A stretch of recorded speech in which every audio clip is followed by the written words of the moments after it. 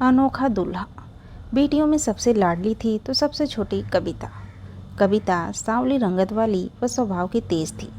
उसकी पढ़ने में अधिक रुचि न थी, इसलिए उसने इंटर तक ही पढ़ाई की, पर वह दिमाग की बहुत तेज थी। सांवली रंगत और कम पढ़े लिखे होने के कारण उसके माँ बाप को उसकी शादी की बहुत चिंता रहती थी और सुधीर बाबू को दामाद भी सरकारी चाहिए था।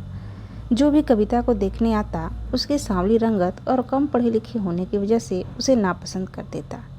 एक दिन व्यापार के सिलसिले में सुधीर बाबू की मुलाकात राजेश जी से हुई। उनका एक ही बेटा था, रोहन, वह भी सरकारी मास्टर। राजेश व उसकी पत्नी शांति दोनों ही लालची प्रवृत्ति के थे। दोनों ही बातों में सुधीर ने राजेश से अपनी बेटी की शादी की बात कही। राजेश जी ने भी सुधीर के धन के किस्से सुने ही थे, बस फिर क्या था, बिल्ली के भाग से छींका फूटा। एक हफ्ते बाद राजेश बाबू अपने बेटे और शांति को लेकर सुधीर के घर पहुंचे। लड़की तो उन्हें कुछ खास पसंद ना थी, फिर भी आई लक्ष्मी को वह हाथ से जाने नहीं देना चाहते थे। यह मेरी आखिरी बेटी है ब्याह करने को, मैं तो बस इसे पैसे से तोड़ दूंगा, सुधीर बाबू ने बातों ही बातों में कहा। बस फिर क्या था, शादी तो पक्की होनी ही थी। रोहन का भी अपना कोई विचार न था। जो उसके माँ बाप कहते वह उसे मान लेता। घर पहुँचते ही शांति देवी ने पंडित जी को मुहूर्त निकलवाने के लिए बुलाया और कुंडली भी मिलवाई, पर यह क्या, लड़की की कुंडली में तो दोष था, वह मांगलिक थी।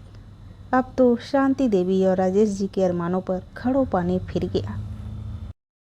आती हुई लक्ष्मी जाते हुए दिखाई देने लगी। पंडित जी, कुछ तो उपाय होगा। राजेश जी पंडित जी को दक्षिणा देते हुए पूछने लगे। हाँ हाँ, क्यों नहीं, अभी बताता हूँ, पंडित जी ने दक्षिणा जेब में रखते हुए जवाब दिया। अगर लड़की का विवाह लड़के से पहले किसी कुत्ते से करा दिया जाए तो सारा दोष खत्म हो जाएगा। पंडित जी ने कहा, जो भी आज आएगी उस कुत्ते पर आएगी। बस फिर क्या था, शांति देवी ने उपाय सुनते ही सारा हाल कविता की माँ से कह दिया। कुत्ते से शादी। कविता की माँ और कविता दोनों इस बात के लिए तैयार न थे। कविता जिद पर भी अड़ी थी। इससे अच्छा रिश्ता कहीं नहीं मिलेगा। सुधीर बाबू के सरकारी दामाद के सपने के आगे कविता और उसकी माँ की एक ना चली और वह दिन आ ही गया। कविता को दुल्हन की तरह सजाया गया। कविता मन ही मन अब बहुत दुखी थी।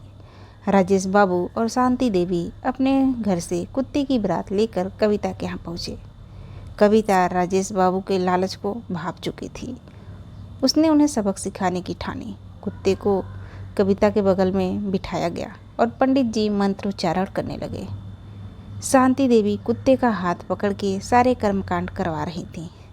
विवाह संपन्न हुआ तो खड़े होकर बड़ों का आशीर्वाद ले ले। जैसे ही पंडित जी ने यह कहा, कविता उठ खड़ी हुई और तपाक से बोली, अब मेरा पति यही कुत्ता है, अब मैं किसी और से विवाह नहीं कर सकती। शांति देवी और राजेश बाबू अवाक रह गए। सुधीर बाबू भी हैरान थे। मैं ऐसे घर में शादी नहीं कर सकती जो दहेज की लालच में कुछ भी कर सकते हैं। कविता की इस हालत के जिम्मेदार न केवल राजेश बाबू और शांति देवी थे, बल्कि उसके पिता भी उतने ही जिम्मेदार थे।